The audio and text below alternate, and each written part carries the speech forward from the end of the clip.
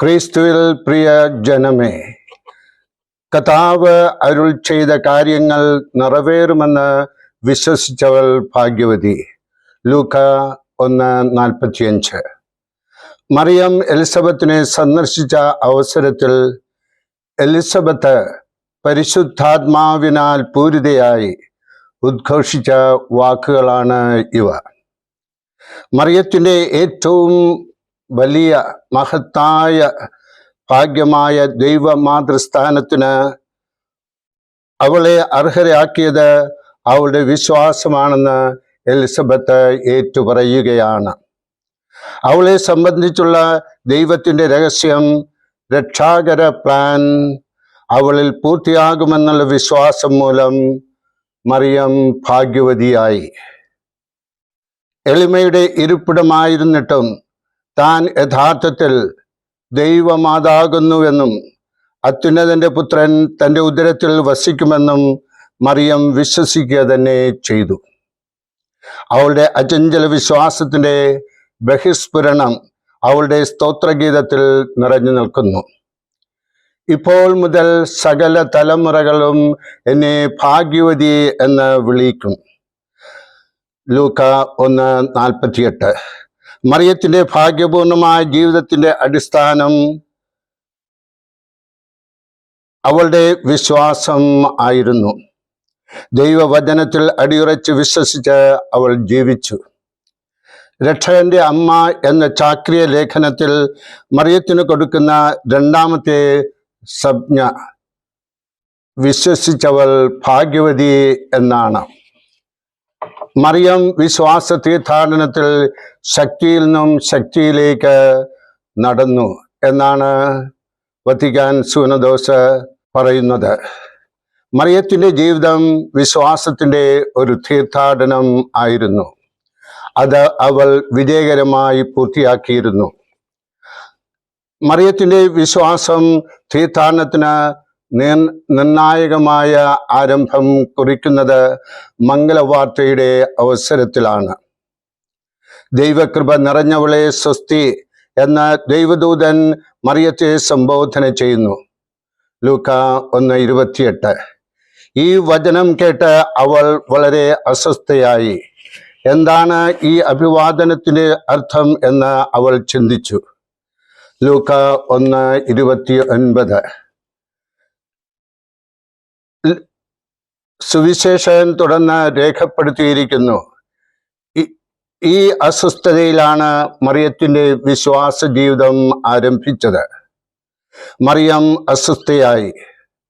കാരണം ദൈവദൂതന്റെ അഭിവാദനത്തിൻ്റെ അർത്ഥം അവൾക്ക് മനസ്സിലായില്ല.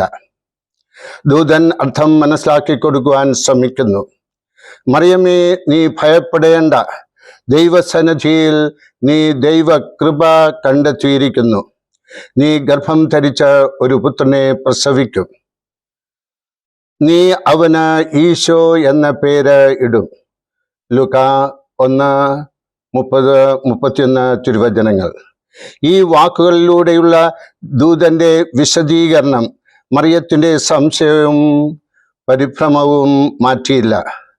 അവൾ തുടർന്ന് ചോദിക്കുകയാണ്, ഇതെങ്ങനെ സംഭവിക്കും? ഞാൻ ഒരു പുരുഷനെ അറിയുന്നില്ലല്ലോ എന്ന്.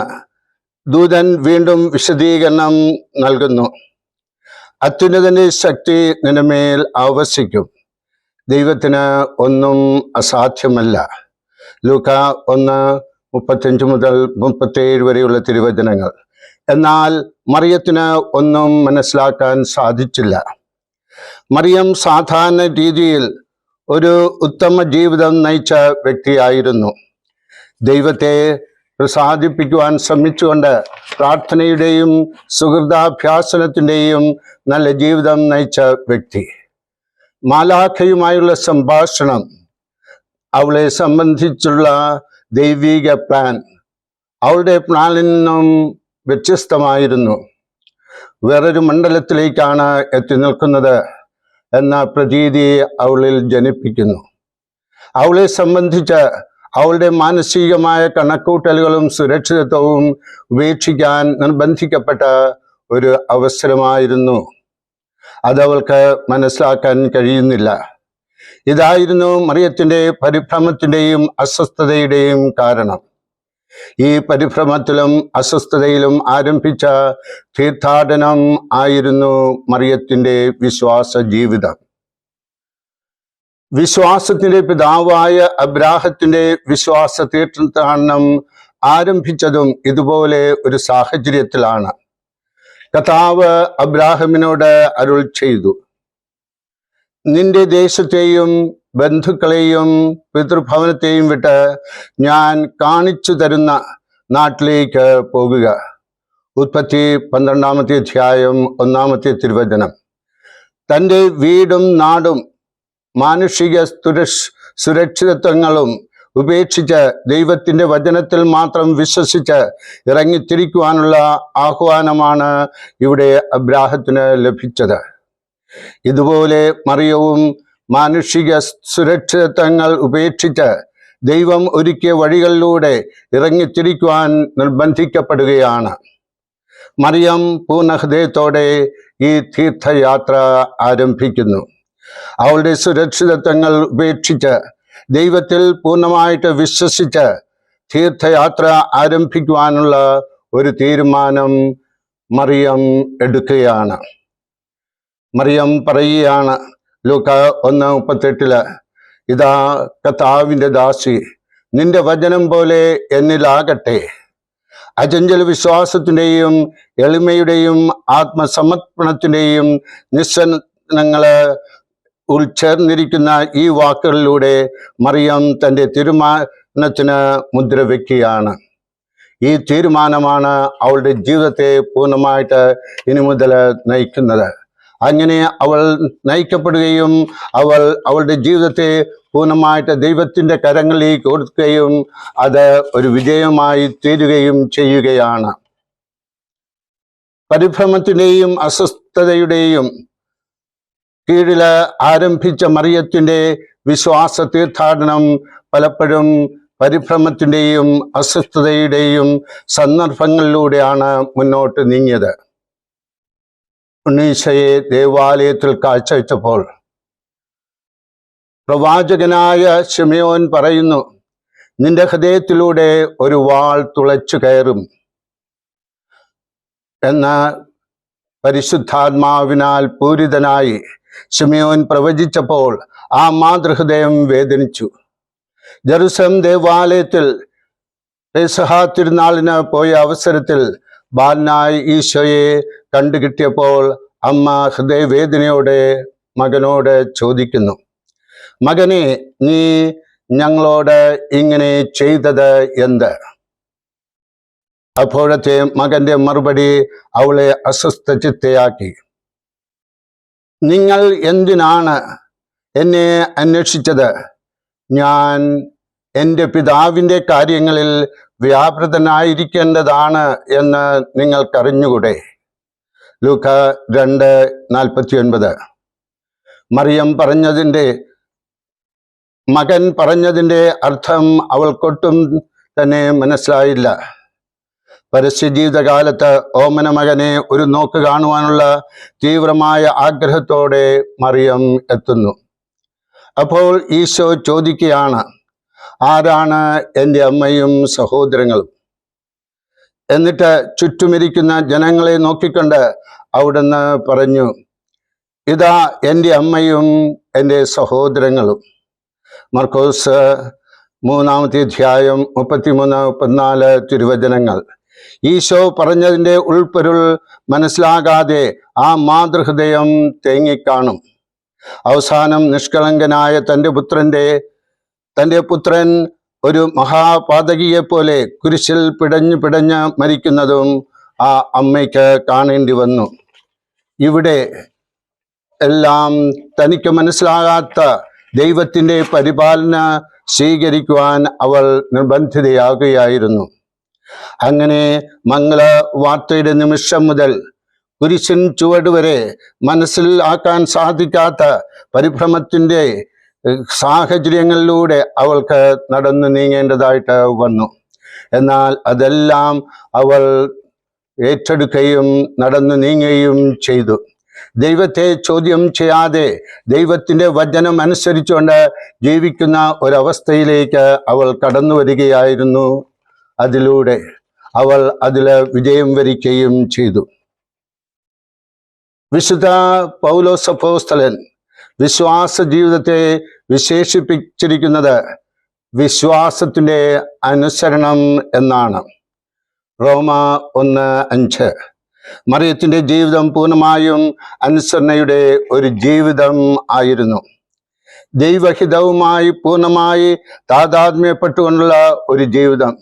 ദൈവത്തിൻ്റെ ആഗ്രഹം എന്താണോ ആ ആഗ്രഹം തൻ്റെ ജീവിതത്തിൽ പൂർത്തീകരിച്ചുകൊണ്ട് മറിയം മുന്നോട്ട് പോവുകയായിരുന്നു. മറിയം ഒരു അടിയറ വെച്ചതിൻ്റെ ജീവിതത്തിലേക്കാണ് കടന്നു വന്നത്. മംഗളവാർത്തയുടെ നിമിഷം മുതൽ അവൾ പ്രത്യേകമാം വിധം അനുസരണ ജീവിതത്തിന് തുടക്കം കുറിക്കുകയായിരുന്നു.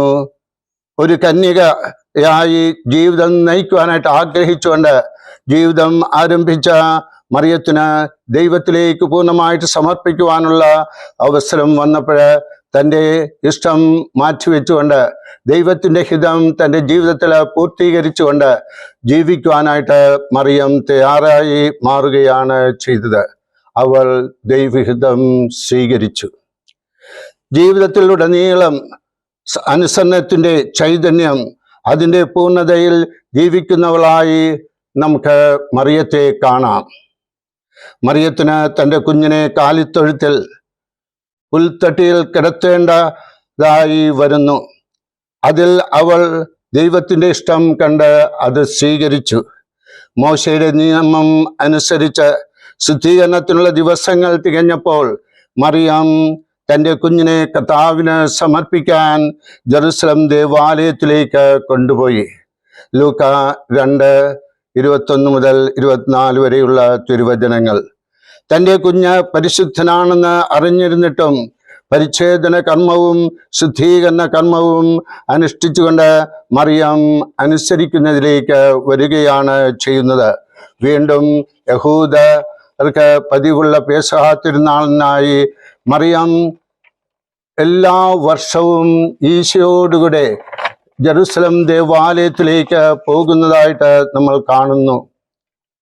അങ്ങനെ 12ാമത്തെ വയസ്സിൽ ഈശോ ജെറുസലം ദേവാലയത്തിലേക്ക് പോയപ്പോൾ മറിയത്തിൻ്റെ ജീവിതത്തിൽ ഒരു വലിയ സംഭവം തന്നെ സംഭവിക്കുകയാണ്.